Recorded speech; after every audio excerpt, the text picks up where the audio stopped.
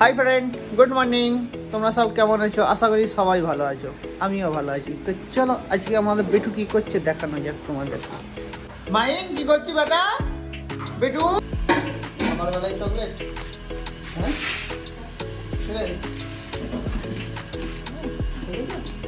এরকম আছে।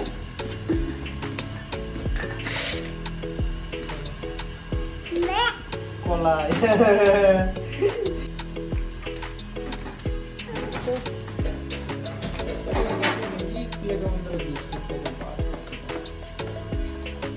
কি আছে মাহিন? এইটাই কি আছে?